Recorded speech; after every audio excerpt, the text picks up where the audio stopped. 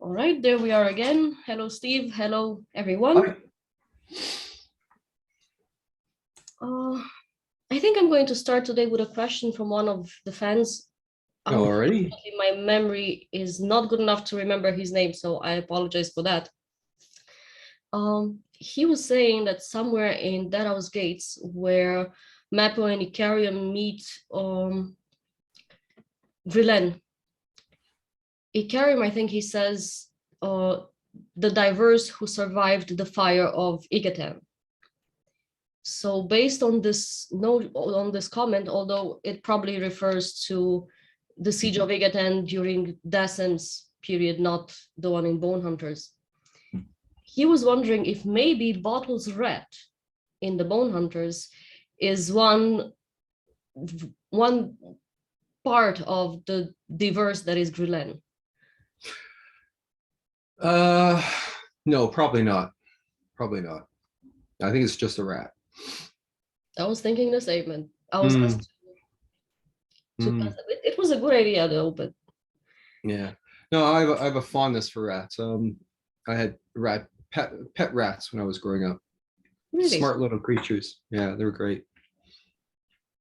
Yeah, well, I have a story with rats. Or as in it went bad for the poor thing. Oh, that's too bad.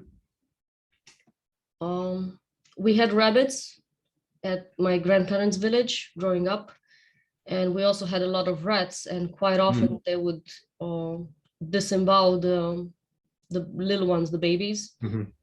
So as a means of getting rid of them, my grandfather would trap one and torture it and make sure that it squeals as loud as possible for the others to hear. Apparently, when they hear the sounds, they stay away for a good long while from whatever place it was. So, oh dear.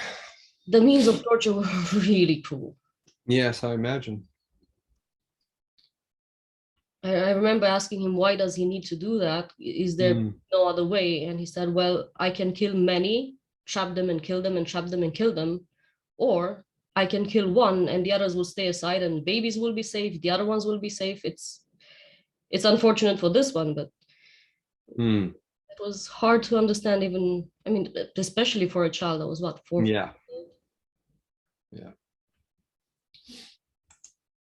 Okay, so in an interview with AP, Cameron was saying that in the Malazan universe, anybody can learn magic, not only the gifted ones.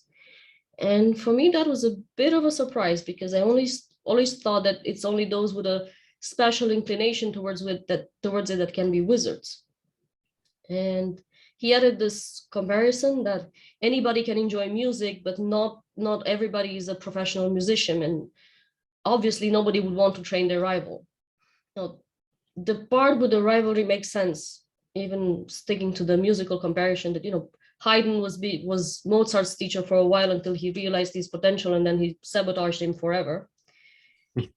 But on the same line of thought, keeping with the same metaphor, I would argue that music is vocational, that it requires a bare minimum of talent, and not anybody can learn it. Everybody can enjoy it, witness it, but not anybody can make it happen. So how is it? Is it really that every single person born in the Malazan universe can access magic? Well, in the same fashion that there is the proclivity or the potential.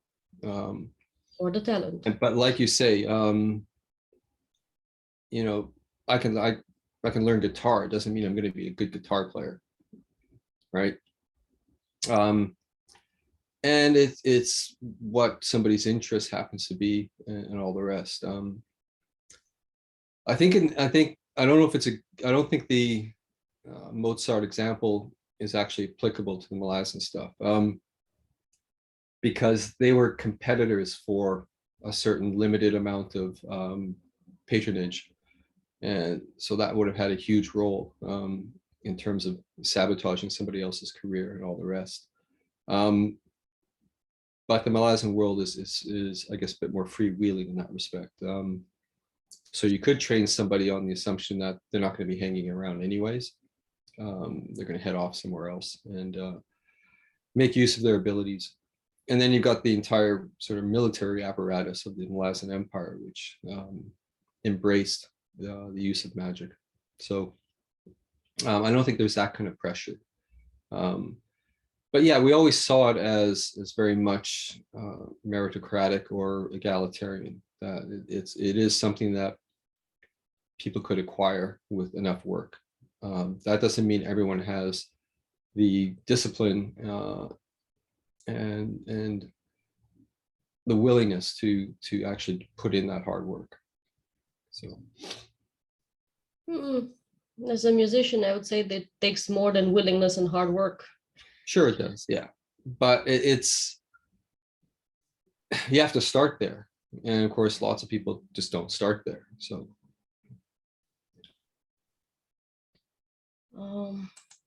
okay. The next. I don't know. It was weird because my family, going back to my father and various cousins, etc., everything was music. And my brother plays in, I think, 2 bands or 3 bands, and he plays guitar. My father played guitar and sang and performed. I have one of my father's, I guess, an uncle to me, who's a painter. And so music anyways, but was really huge in my family back in Sweden. And I have no musical talent whatsoever, but I've got the writing. So I don't know, I guess, yeah, there are many times I've actually wished that I had the music as opposed to the writing, because with music, you've got, you can pull everybody else in, right there in front of you, and you all are participating in some fashion in that experience. Whereas something like writing, that's all set to one side, and it's put into a future you can't see. So in other words, the pleasure that people experience reading stuff, they tend to do in solitude. And as a writer, you tend to do it in solitude as well. So there isn't that kind of immediate engagement with the audience. It's deferred. And sometimes that can be pretty frustrating. So yeah, occasionally I wish I had been a musician instead. How do you know you have no talent for music? Oh, believe me, I've tried. I've tried. Yeah. Did you have yourself tested? It's a simple test for musical memory, for singing, and for rhythm. I have. Yeah, well, you have. yeah, no, I was never tested. One of the things I was told by, I took up fencing when I was 18. So, and I only stopped about 5-6 years ago. So I've spent my whole life fencing. And one of the things somebody told me about fencing is that it's hard to be a good dancer, for example, if you're a fencer, because fencing is all about breaking rhythm. It's not about falling into rhythm.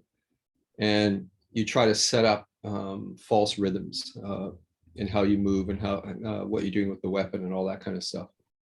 And you're always looking to break any kind of rhythm that's been established by your opponent, because you want to counterattack or you want to attack into their rhythm. And yeah, I mean, I'm a crappy dancer, so it probably makes perfect sense. So, but anyways, no, I've never been tested. I have a guitar, and I'm lousy at it. So, Well, that's no proof. Even for breaking rhythm, you have to sense the rhythm first. Yeah. Oh, I can sense the rhythm, all right. Yeah. So see, the gift is there. And then there are actually many types of gifts with music, if you ask me. Mine has always been hearing. I have what I call perfect pitch. And there's this one test that is probably the nightmare of any professional musician, which is musical dictation. Somebody plays something and you have to write what you heard. Music and the rhythm. And for me, I've always been a flawless perfect 10. I have the rhythm, I have the the natural hearing, I don't have to make any effort. And I used to Mm. listen to my colleagues in school, but mostly in college. They used to say how, oh, I found this empty room with a piano and I found a friend and we, one played, the other one wrote, and we tried and it's so hard. And people would struggle for a 7. I mean, people who worked, I never put one moment of work into it and I was perfect. Mm. That's Mm. that's gift. It's Mm-hmm. work. On the other, Yeah. And I think Cam would probably describe the capability of magic in the Malazan world is similar to that. That some people have that, they're born with certain innate abilities, and others have to work at it. And so, but at the same time, it does not mean that it is not accessible. Ultimately, on the other hand, I could never perform. well, It's there. either me in a closed room and my piano, or the moment somebody witnesses, even somebody close, it's over. I'm done. So Interesting. I often see people comment about Felisin being chosen by Shaikh, and they see it as some kind of empowerment. Like she traded a position of helplessness for a position of power. But for me, it's always been a tragedy, because when the power you gain is not earned, it's not yours, but given to you, you eventually become its puppet. And I saw her gradually lost pieces of herself to the goddess, and which eventually brought her death. And I believe that probably one of the reasons why Drishna chose her was the fact that Felisin shared the same obsessive need for revenge that Drishna had. Revenge against someone dear, someone they loved. Yeah, which of course ultimately is self-destructive. So yeah, they were perfectly suited for each other. And it is quite tragic. Yeah. Okay, there's this one. Another question for a fan. Well, this one I received on YouTube, so I really don't know the name. He was saying, why are the Dalhonis the best? We have Shadowthorn and we have Dassem and we have Iskaral and Mogora and even Napfaro. I don't agree with the statement that Dalhonis are the best, but it's a question. Well, no, it's not that. It's basically creating the map and then populating it for Quantali, and then sort of deciding on particular cultures and how the environment shapes those cultures. And then as you roll up a character, you decide where that character is going to be from, and you just sort of go with it. And it just, I mean, I would say it's pretty much coincidental that so many of these characters ended up persisting through the storylines. So there's no, there's no plan behind it all. It's just entirely accidental. While still at the Shadow Monastery, Iskaral pulls one of his stunts where everybody is left hypnotized, and Fiddler asks Icarium if there is magic in mere words. And he replies, enough to bring gods to their knees. Maybe I'm seeing more to it than I should. I see several layers of here. On one side, it's the power of the word itself, or maybe the power that an author has through his words. But on the other side, he might have been referring the magic of the assail, even if Fiddler has no idea about it. But I was wondering, why would Iskaral have this magic? I'm thinking in his case, it's probably a little bit of Mokra. And I know that he's a servant of Shadow, but in House of Chains, we have this detailed fragment where we are being explained how light and Rashan and Meanas, they come together playing illusions made out of light. But in order to trick somebody, you also need to trick the mind. So there's a little bit of Mokra in all those who use these two. So is that it? Does Iskaral make use of Mokra here and there? Quite possibly. I mean, one of the things that one sort of discovers early if you're studying in anthropology and you're studying ethnographic material is that certain rhythm patterns that are set up in vocalization can create hypnotic or trance states. And so a lot of what Iskaral Pust is doing with his dialogue, or his monologue actually, which is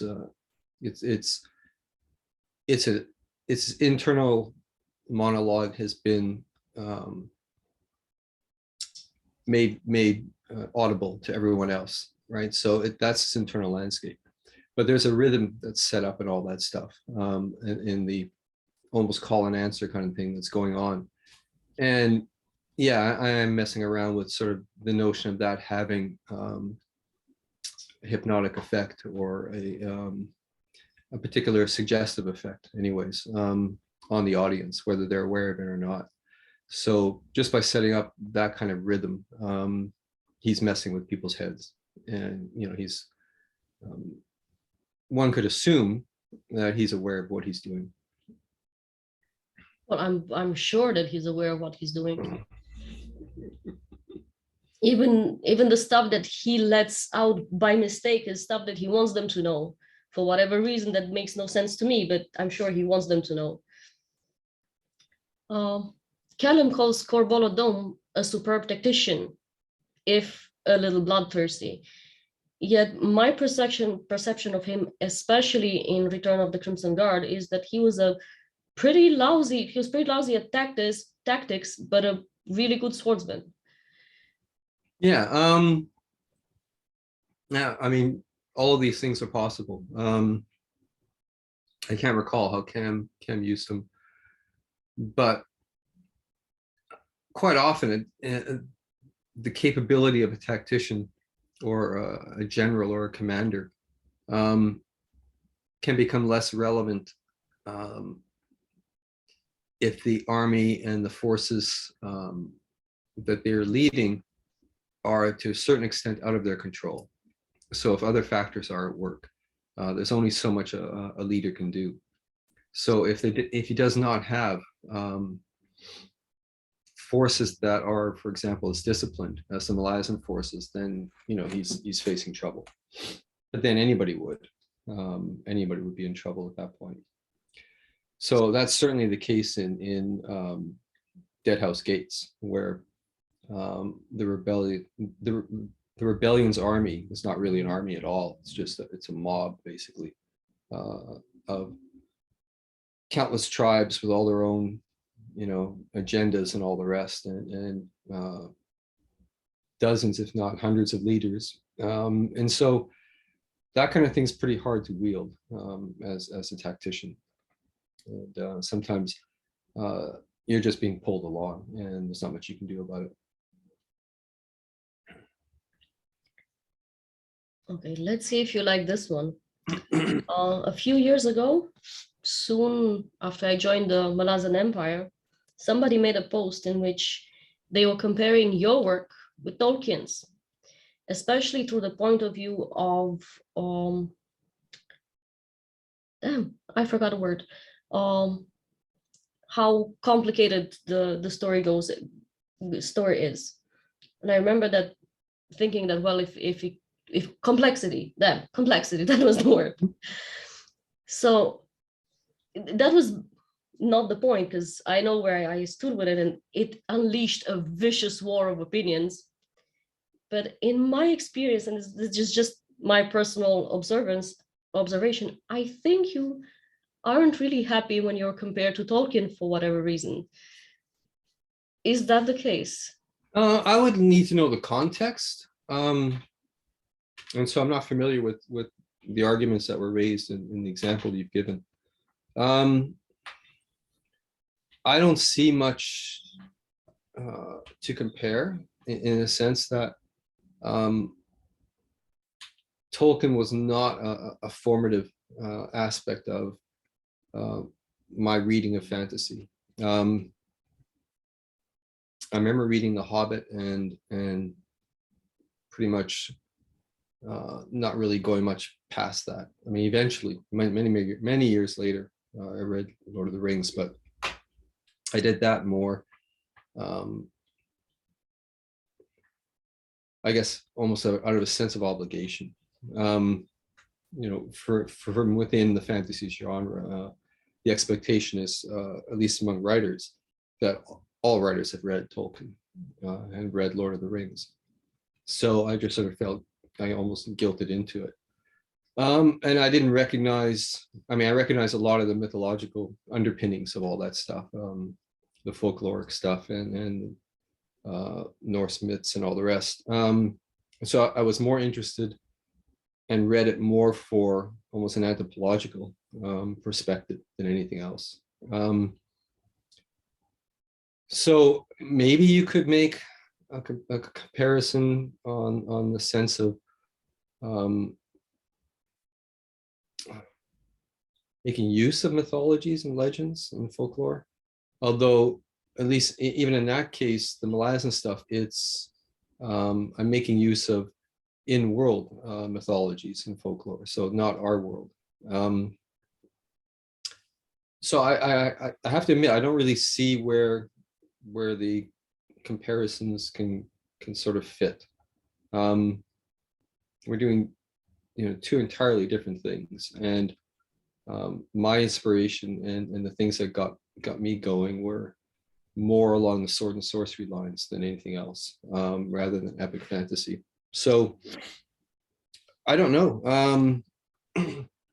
Someone is certainly welcome to try to compare and contrast, but it'll probably be more contrast than comparison.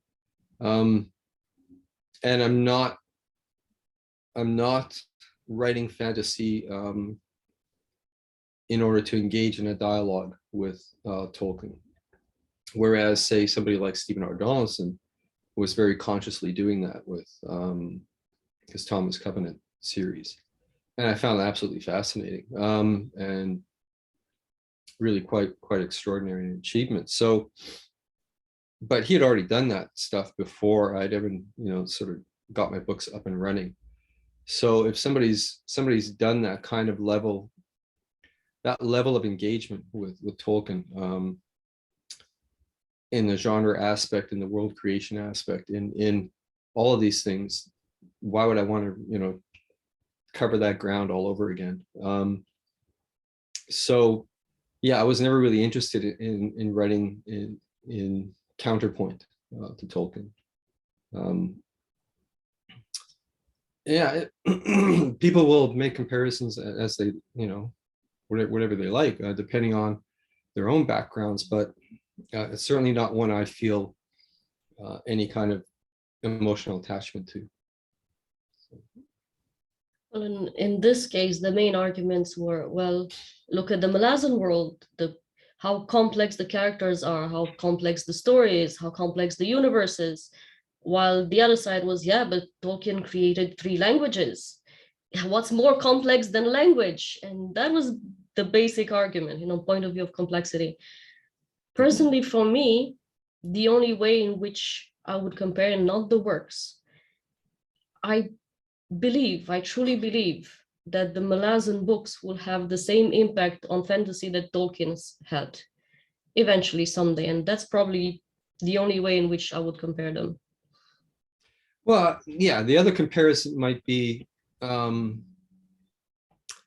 Tolkien drew upon his academic expertise in building his world, and Cam and I did the same thing. So if he was a linguist, then he drew upon that, and medievalist, folklorist, and Cam and I drew on our anthropological background and our archaeology background. So in that sense, you can make that comparison.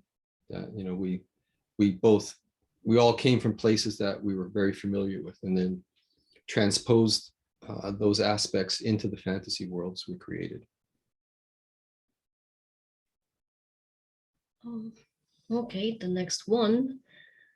On the Silanda, we have our guys there, and then the Tlani Mas descend, or better said, ascend.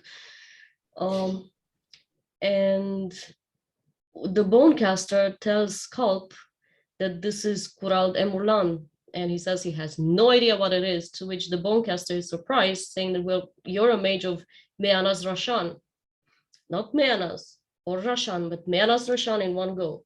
I was under the impression that Mayanas is for shadow and Rashan for darkness, when true, they're intricately bound together by Mokra, but she sort of packed them two in one go, and that was a little unusual. Why would she do that?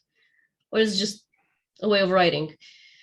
Yeah, it's Talana Mass perspective and point of view is unique. So it's different from how others would view things.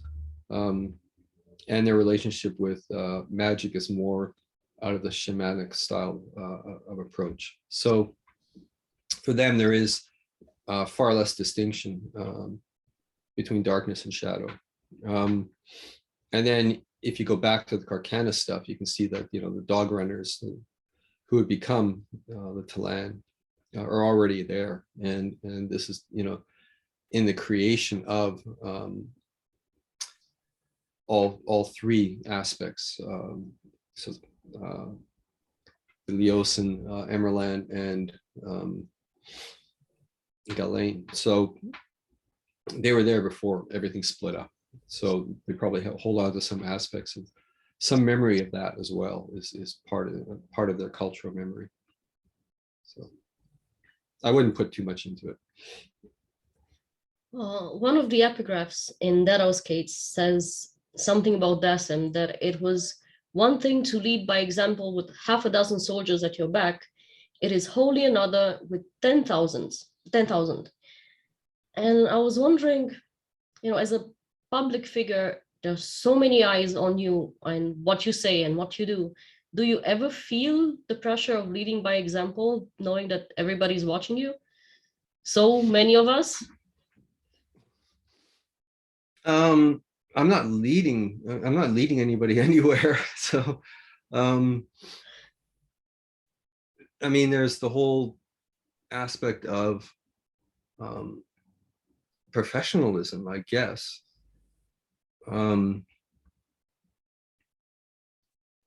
But I don't know, as long as I sort of I guess try to maintain, you know, some of the integrity that I hope I hold, then I'll just leave it at that. But I don't feel like I'm leading anything or leading anyone.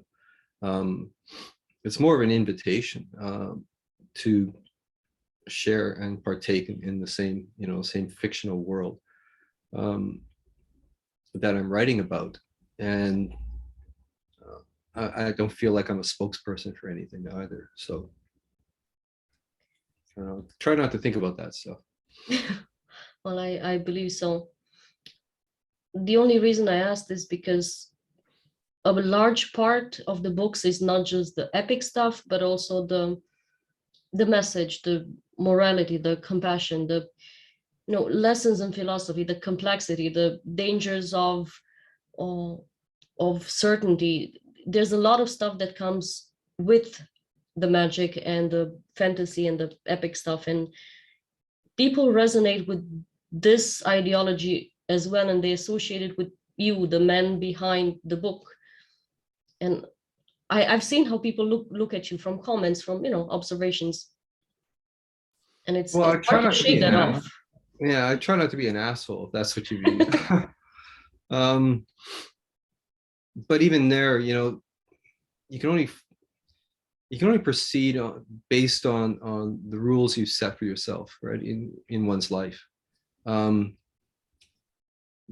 one of the lessons I've certainly learned is that how people read and interpret those things sometimes is completely out of your control, and it can go in completely unexpected directions. And then my desire then would be to talk it out, but some people aren't interested in talking. So you just sort of have to learn to step back and stay consistent, I guess, with respect to, you know, whatever public appearances you make. And I find it's much easier to be consistent if I'm not putting on a show or pretending to be something I'm not. So the training that Coltain gave to the seventh, having called create illusions of refugees burdened with possessions, not doing what they're told, then buying livestock as soon as they arrived in Hisar. Clearly, he knew what he was there for and what he would be getting into, which means Lassine might have, or at least should have, known as well. Why would she send him with such few troops and resources, knowing what was about to unleash in Seven Cities? Well, I don't think anyone can predict the future, even if the signs are all there. Doesn't necessarily mean it's going to happen. So I think it's too easy to sort of ascribe far too much foreknowledge to the characters in these stories. They're like us. I mean, they're basically doing the best they can and adjusting it and adjusting on the fly, as it were. So yeah, I wouldn't put too much into that kind of thing, for sure. There's a scene at the Sekara crossing that I read this time, and for once I saw it very differently than before. And I think I'm up to something that nobody has noticed before, so let's see if I'm right. We hear throughout the books about magic that is older than the Warrens, and even than the Elder Warrens. We hear about earth magic and spirit magic. You know, the summoning of spirits is clear. Earth magic is a little less explicit, but I mean, we have what happened with Itkovian and the Planimass and the memories returning to the earth, giving back to the earth, and the concept that the earth and the stones and the trees and everything holds the memories of life. There's that kind of earth magic. But in Deadhouse Gates, there's the scene where Nether explains to them that the land is older than any god. And then she helps Duiker and Corporal List to get to a wall. She makes a hand mark with her hand, and the path is creating through the cattle that were being driven, and the earth becomes alive.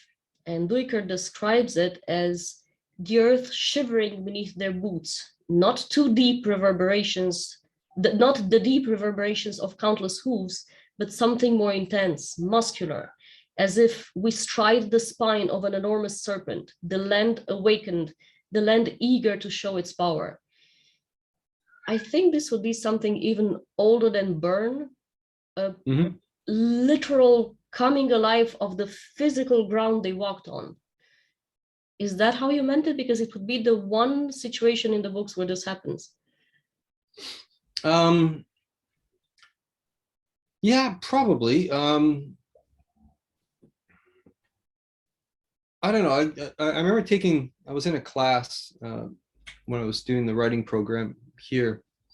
It was a film studies class, but the instructor was more interested in, well, all kinds of other things. And at one point he gave an assignment, which was write out your archetype. And so on a personal level, because everybody had to basically write these journals through the course, which you would check and read through every week and comment on.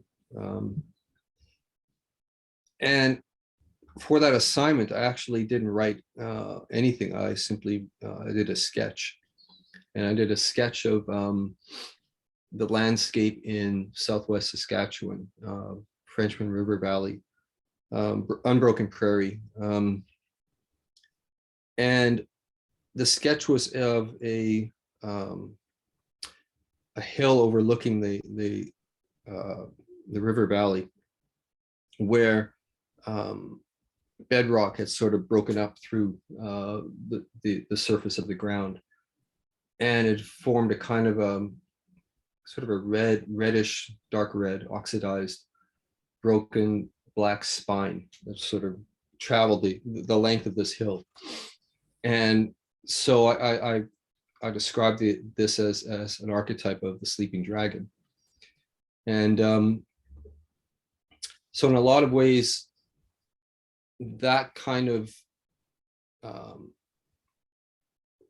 engagement with the environment was something that I was already experiencing as an archaeologist.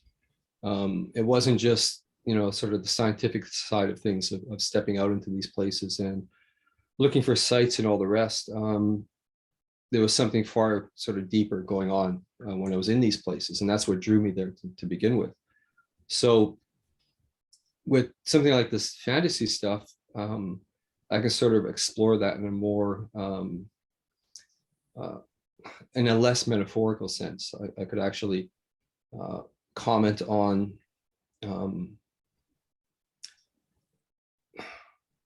the way in which we look at a landscape and attribute meaning to it as an ongoing process, a continual dialogue with the landscape that as multiple cultures sort of roll over that landscape, the attribution of meaning to that landscape changes constantly. And so part of what that whole storyline in Deadhouse Gates was about was the way the landscape itself is constantly changing meaning, even though it may physically, be unaltered between one generation and the next. You're getting attributions and layers of meaning placed upon it. And then, because it's a fantasy world, I can then take that idea of all these layers of meaning and allow the landscape to actually reflect that and be a personification of all those things. So I mean, you're right in the sense that it's one of the few cases where, I sort of touch that kind of stuff, where I walk that sort of dragon spine on the hill again and sort of re-explored what all that stuff meant. I don't know if that's an answer for you or not, but that's the one I'll give. Good enough. Speaking of archetypes, a while ago I was watching AP's and Philip's videos on archetypes, and the maiden mother crone caught my attention, and I had made a note for a question for you based on what they were talking about, and in a typical manner, it's so cryptic, I have no idea what I wanted to ask, but I remember the topic.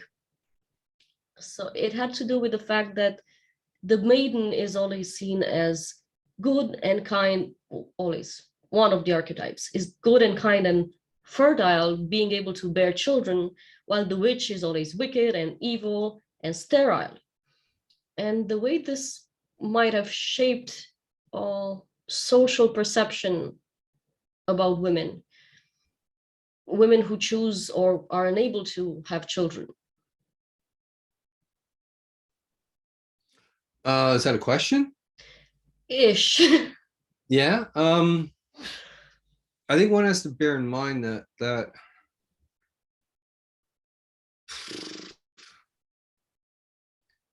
these archetypes are, at least originally, coming from Jung, still within a patriarchal system. And so in that respect, one has to take with a great grain of salt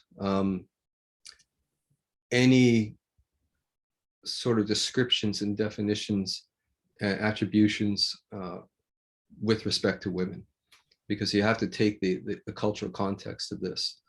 And so that effort to sort of devalue women who reach a certain age, I mean, that's tied in with a whole lot of other things that were going on and have historically gone on, especially in Europe, with respect to witch trials, witch hunts, Inquisition, sort of sustained war against women, where they are only valued as the producers of the next generation and not much else. And so once that particular function is done, they are to be discarded. And of course, culturally, this is the worst thing you could possibly do, right? It's that reservoir of knowledge and wisdom that has just been completely rejected and denied by the culture, by the society, to its loss. So I'm not a huge fan of archetypes, because I see the political context to a lot of them, with respect to women, and I don't set out to write archetypes in my fiction at all. If anything, I work hard at dismantling those archetypes, because there's a lot of cultural baggage that comes with it that is very suspect. It's just that, watching them talk, it clicked that, why is fertility associated with kindness and positive? And I mean, I get the old agrarian cultures where fertility of the womb was associated with fertility of the land, and the general worship of fertility was important for survival. But in our society, so it kind of changes meaning. Mm-hmm. This Yeah, it becomes association. functional. Yeah, becomes simply functional. Yeah, so it actually dehumanizes the vessel, for carrying those children, that next generation. Yeah. One of the coolest scenes in the book, also the same battle scene, is the land splitting and skeletal warriors come out with joyous laughing. So I wondered, what would they be so joyful about? I mean, they're just bones. Are they happy about the oncoming slaughter, being warriors, or are they joyful about being able to feel alive once more? Because I suppose they would feel somewhat alive, if not completely alive, or the promise of some sort of release once their bodies are destroyed. Probably all of the above. Um, it's been a long time since I wrote the scene. I'm just thinking now of what might be triggering that laughter. It's the chaos. It's the release. It's the madness of war as well. I wouldn't think of them as being in any way, shape, or form as sane individuals. They're the products of terrible sort of tragedy and suffering, and they simply appear to repeat the pattern. Then their laughter turns into a battle chant, and the whole scene is just breathtaking the way it was written. I really liked it. And there's so many absolutely gorgeous scenes in the books, but because some are the stars, the lesser ones never get discussed. But I know that people appreciate them, so Well, they're never lesser to me, though, right? Each one has to do its job for sure. Then there's the issue of how undead these warriors were, because Duiker was concerned that they might have offended Hood somehow. My assumption was that the souls of these warriors had never left to Hood's realm, which is why using them would be offensive to Hood. And my thinking is, in using these souls and then returning them to their withered bones instead of sending them to sending them Hood's way, if they even could send them anywhere. Is that how they would have incurred his wrath? Or these were completely soulless and they just brought them up? I don't know. I don't remember. List was claiming that they aren't truly undead because they do have souls. Yet, no soul. If you're a skeleton, you are undead. Yeah, I don't remember. And I'm not sure to what extent Duker's commentary is actually not relevant to the skeletons themselves, but to his own ponderings and thoughts about Hood and where people go when they die, which would have been pretty foremost in his mind throughout the entire journey on the Chain of Dogs. No, his only comment was that he was afraid of offending Hood. The rest was my own guessing around. But I found somewhat both interesting and a little funny that they would debate the degrees of undeadness. Yeah, that's great. Yeah, sounds something like Bokalane and Corporal Broach would do. Yeah. Speaking of Bokalane, I would imagine Bokalane and Quickban in the role of Mozart and Haydn, and I could see how they wouldn't want to teach each other. No, they certainly wouldn't. They certainly wouldn't. I have one more question, Mm-hmm. and then I'm going to call it off for today. Oh, okay. I'm not even sure how to formulate it. What do you think about dreams? I mean, Dreams. yeah, normally they're just nothing. I wouldn't claim that they have any meaning. But every now and then, and in my case, it happened twice in my life, I've had dreams that felt different, that felt from a different place. One of which I had last week, and it left me a little rattled, deeply symbolic, and I'm still working my way through the symbols, but it also felt different. So, do you believe that there's something metaphysical about dreams? I don't know. I don't know.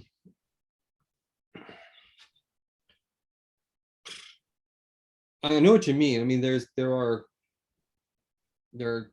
what I view as nonsensical dreams that just seem to pluck aspects primarily from memory and reorder them and restructure them and basically evoke certain emotional responses that you experience while sleeping.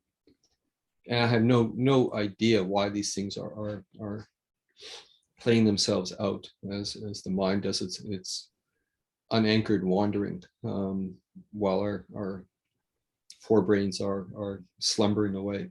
I don't know, but definitely the dreams that feel different are probably different in some fashion or another. Otherwise, you wouldn't be feeling that you know this one felt different from all the others. What that means, I have no idea. I have no idea. I at the same time, I'll tell you, I'm no longer bound to the notion of an exclusively mechanistic universe at all. So, and probably because of that, I think that the power and the function of consciousness is probably far more pervasive in shaping our reality than a lot of modern science would care to consider. So, to that extent, you know, what are dreams? I have no idea, but I would not be entirely dismissive of dreams. So, for what that's worth. I suppose it ties in with whether you believe there's life after death or not. I mean, in my case, there was this dream I had 20 years ago. It started one of those usual nightmares where monsters are chasing you and you're running and you cannot escape and you're just trying to move and nothing's happened, nothing special there. And then I found myself on the road exiting our village next to on the side of the Danube. And there was my grandfather who had died almost 20 years before. And he was just there with his walking stick, which he actually in real life never used. And the moment I got there next to him, there was this sense of surreal peace, otherworldly peace that I've never ever felt. And he said, don't worry, they won't get you here, you're safe. And he took me to this little cabin up on the hill, because he always spoke how when he retires, he wants to build his little log cabin and live there instead of staying at home with the rest of us. And we had this little conversation asking me about how's your grandmother, how's your father, how's your sister, just as if everything was normal, yet I knew he was dead and he knew he was dead. And throughout the entire dream, there was this sense of peace, something I've never felt. So that was really different. Yeah. I was wondered how much of that was dream and how much something else.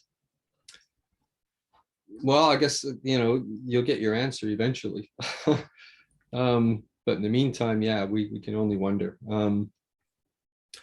But definitely don't, I mean, I can tell you certainly didn't dismiss it. It's, you know, that piece, that was the gift. And, you know, especially, you know, given what led up to that. Yeah, I would value that and place that high up, you know, in terms of its purpose and what it gave to you, for sure. Definitely. And it's, I don't know, I mean, I think I've got a poem, I don't know where it is, Reaper's Gale, a Song of Dreaming, where it was a year after my father died, and I was having a lot of dreams of being in places where, you know, he was there and doing his usual fishing. And curiously enough, I had one this morning, actually. I have to say this morning, because I was woken up around 4 by something, and then I went back to sleep, and I had this yet another fishing dream. But and my father was in that one as well. So I wrote a poem about it, because you're right. It can deliver this sense of calm and peace, and that was good enough. You know, it was a way of sort of almost reconciling oneself with the passing of somebody close. And so, I mean, a lot of people in the West would just argue that that is simply the subconscious, you know, working its way through things and then all the rest. I'm no longer as convinced of that as I once was. So, yeah. This second dream actually came because of a question I thought of asking you. The question was related to grief and dealing with death, maybe not so much grief, but dealing with death from both sides of the coin, as in for the people who are left behind, and what do you believe, or if you have any belief, waits a soul on the other side. And from there, I was remembering how to this day, when I go back home in the morning, when I'm between wakefulness and sleep, I can still hear the voices and hear the footsteps as if it's real, as if it's happening. So that made me, you know, question these things. Mm-hmm. Yeah.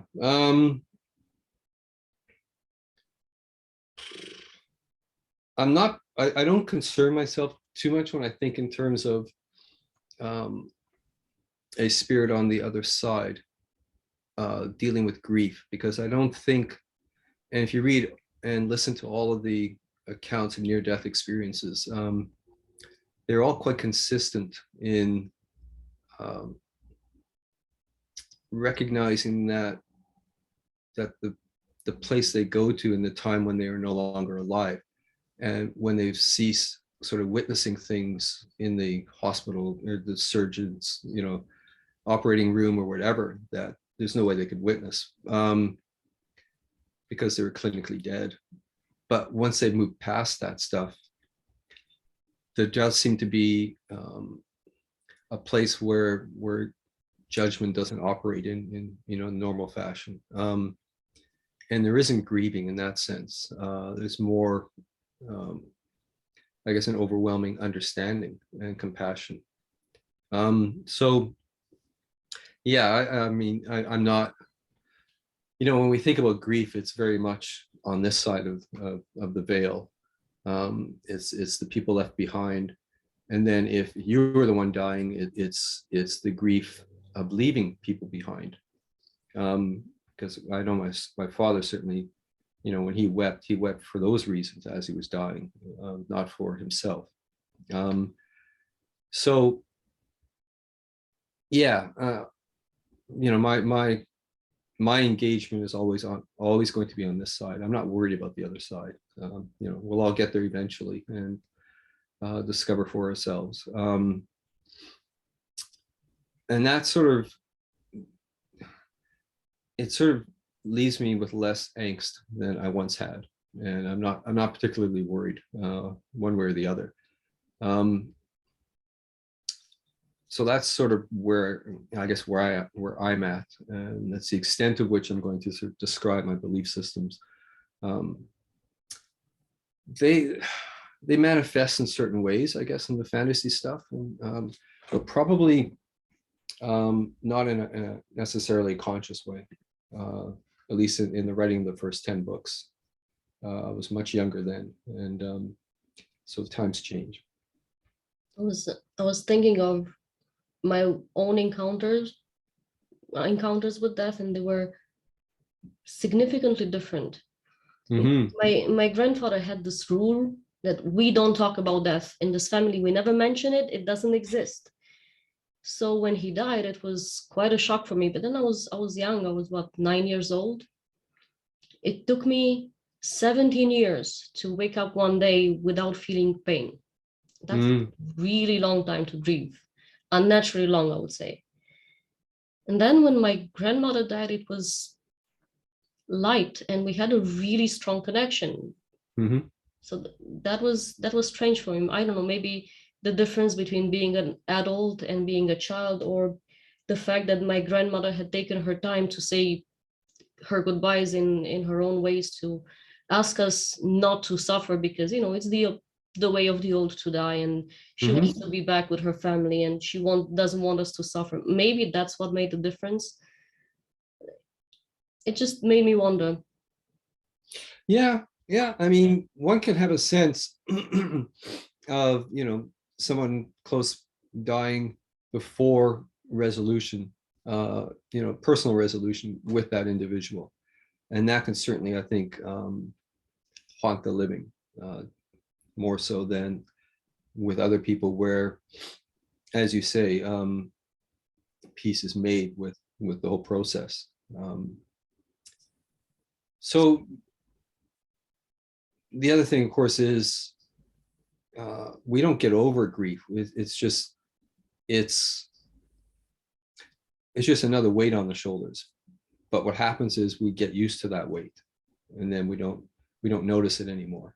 But we carry it, and the older we get, and the more our family members pass around us, the more weight is sort of settled onto the shoulders. But again, you just reach a point where you're just kind of used to it, and so it doesn't sort of impact on a conscious level.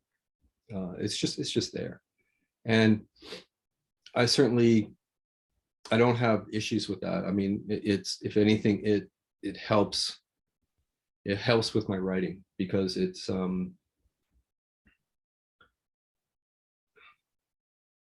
allows a longer view of these things, and so I can slip into characters and points of view that are pretty inimical, pretty horrible places to be, but at the same time, to know it's all ephemeral. It's not going to last, and it's these characters are, if there are manifestations of me or something else, I don't know.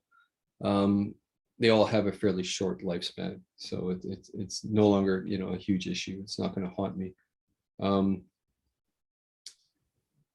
So I guess I view all these things as potentially useful for a writer, for an artist, because those are the aspects of the human condition that are universal. And so if we can make use of that, not in a mercenary way, but explore those things and acknowledge them, then hopefully what you're creating in your art will be just as universal. And that's kind of, I think, the ambition for all artists is that what they produce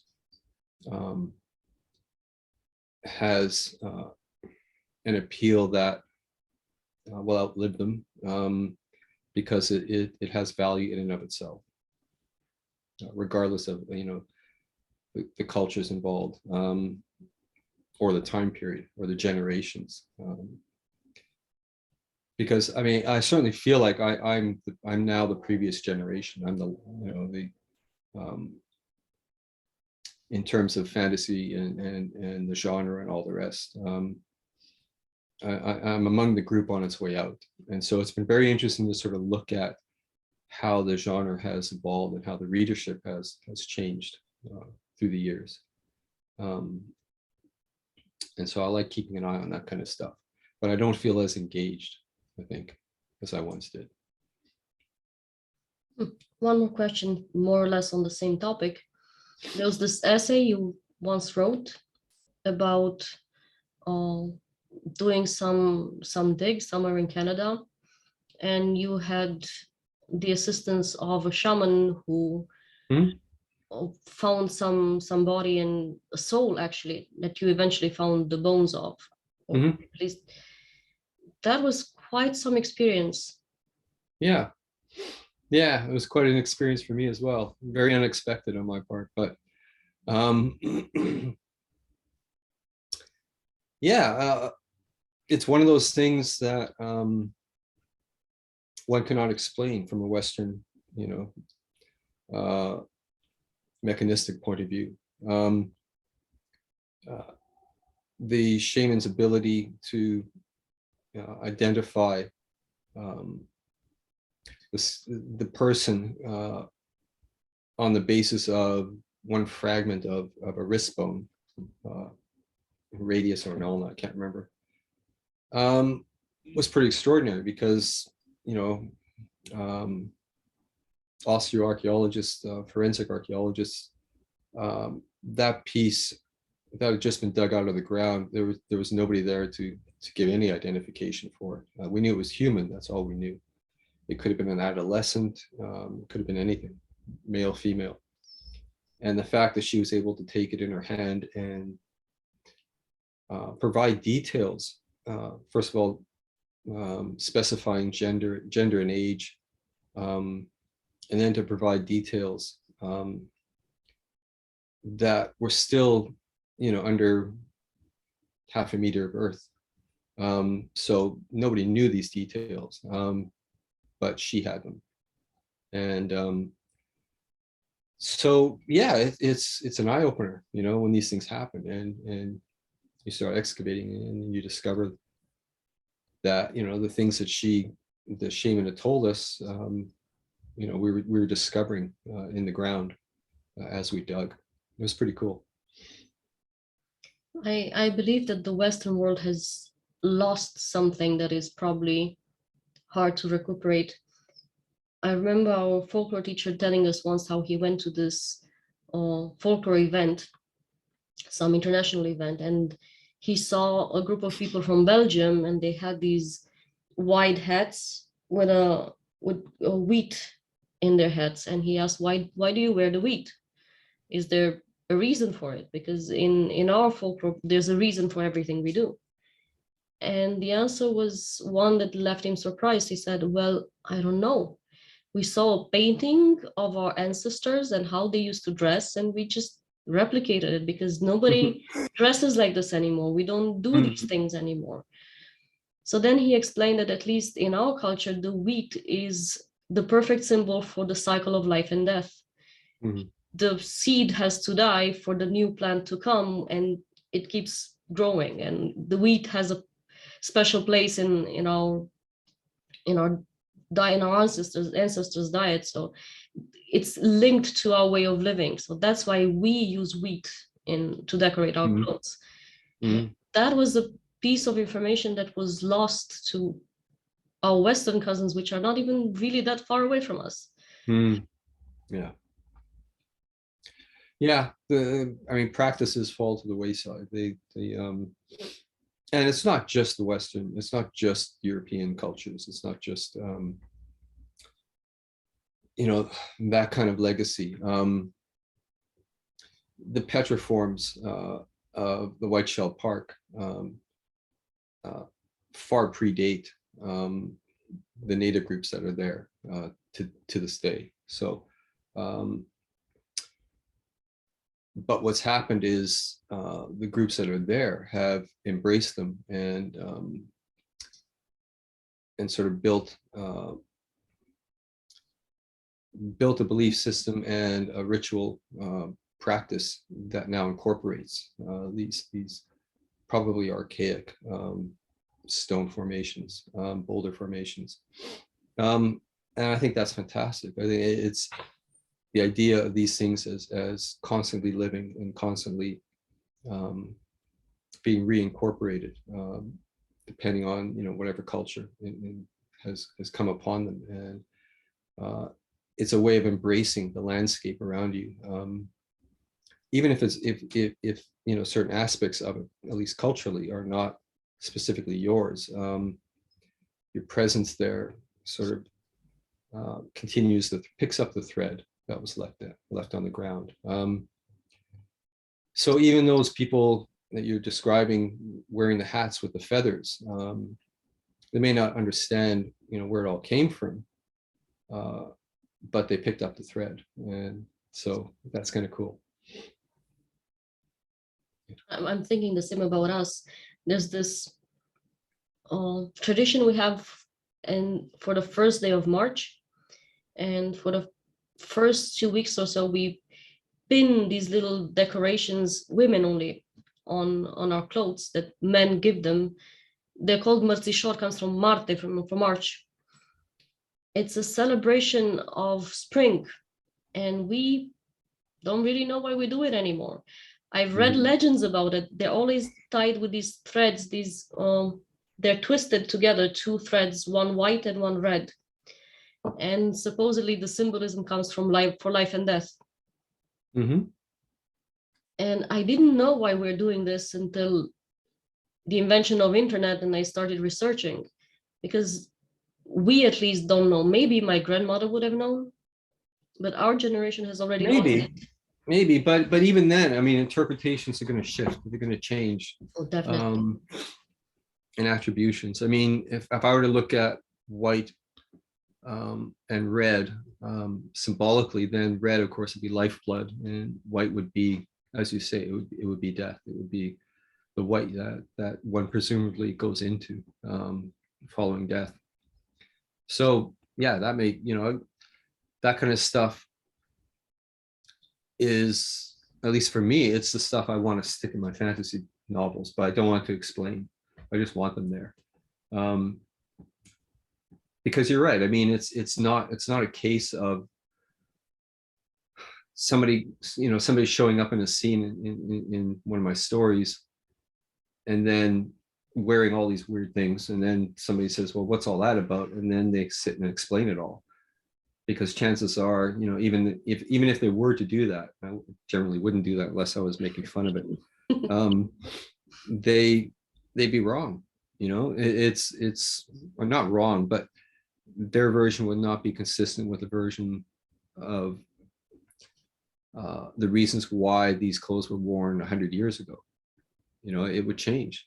Not only that, the clothes themselves probably would have changed. So I like that malleability. I like that constant shifting of meaning and import, and the fact that so much of it is unknown.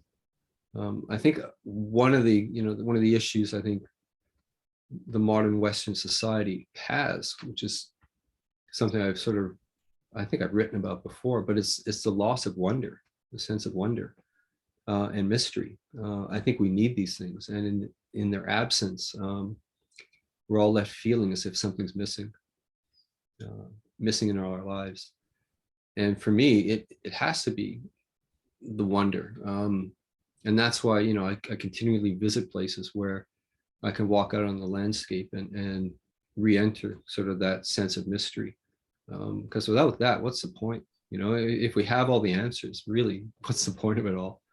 So I believe that all these many rites and rituals that we used to have, they had meaning, not just, I mean, my grandmother knew why she was doing these things, but it wasn't the doing that was important. It was the power that she ascribed to the doing.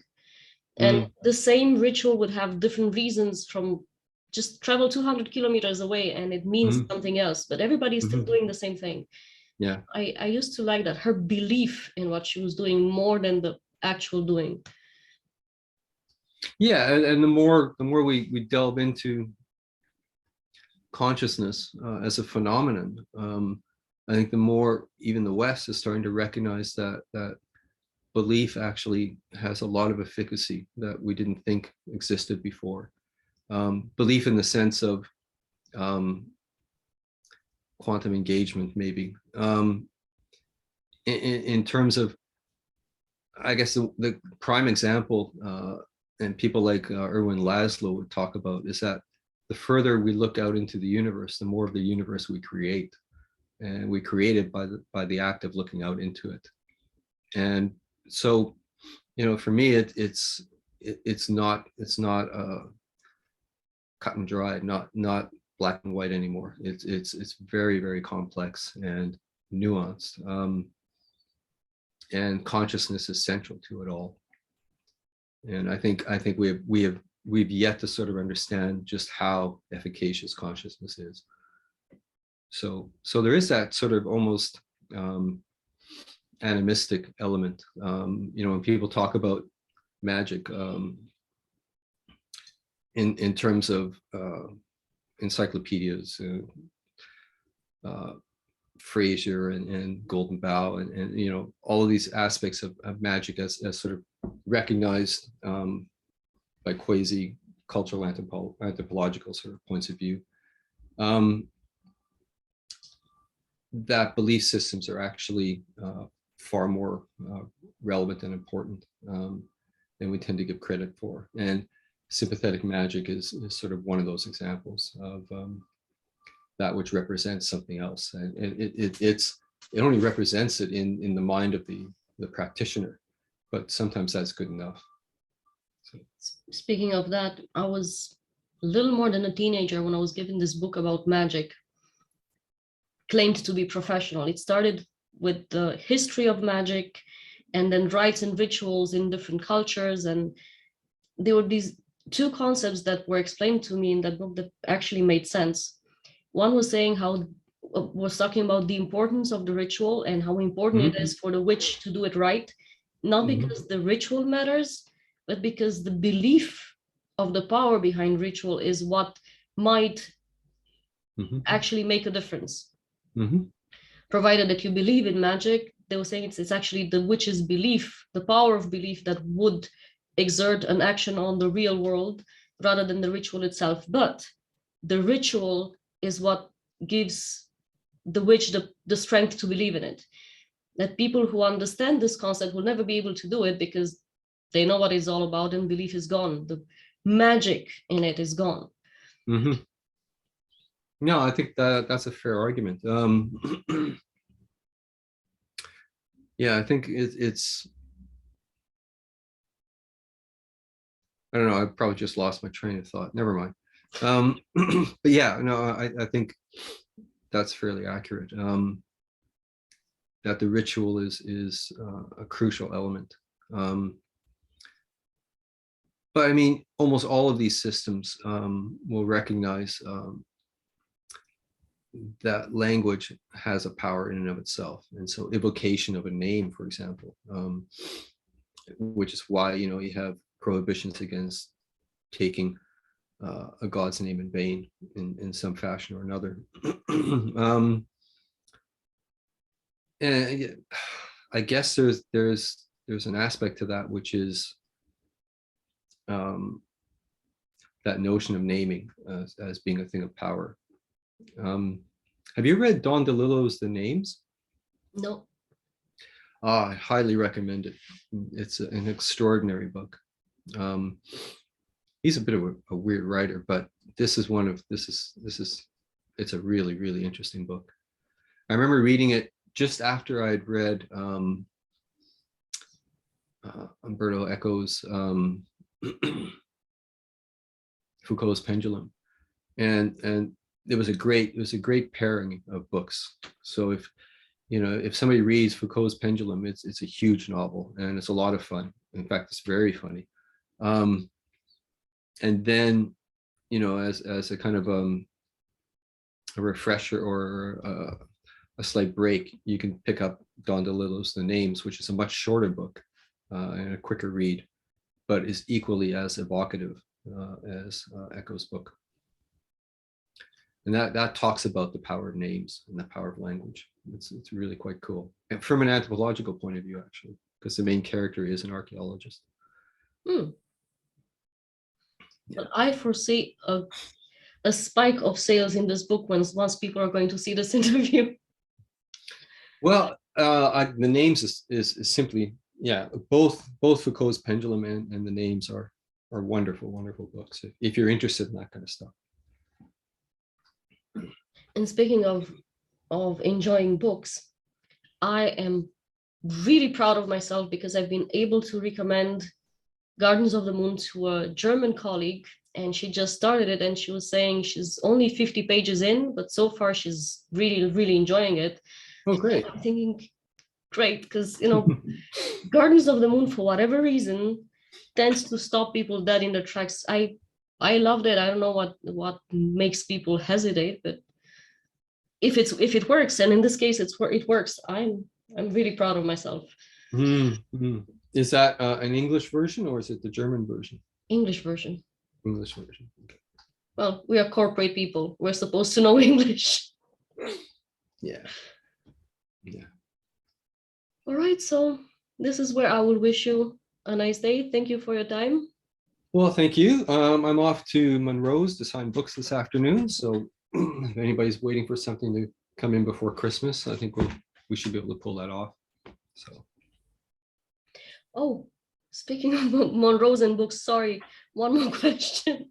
Mm-hmm. People have been asking and about the possibility of having more subpress edition books or maybe hardcover books. And I was wondering if maybe subpress would consider printing based on firm orders, because I know a lot of people would give the money in advance if they knew they get the books. Yeah. Well, I know we're doing something with subpress. We're reissuing in a cheaper format the 10 books. So I've done the signing sheets for the first two, I think the first two. Anyway, so and we're working on details on the spine and cover design and all that kind of stuff as we speak. So I don't know if subpress has announced anything. And so I don't know if they are open to advance orders, but certainly inquire in that direction, and you know, you might get a response. I don't know. And speaking of cover art, there's one artist in the group that I really like. It's Santiago Lozano. I don't know if you've noticed his art so far. Mm-hmm. So I was going to ask, what do you think of his stuff? Yeah, good stuff. Good stuff. Yeah. I mean, there's so much I can't keep up with it all in terms of the artwork that's coming out. So, but yeah, he's very productive too, isn't he? Doing a lot of work.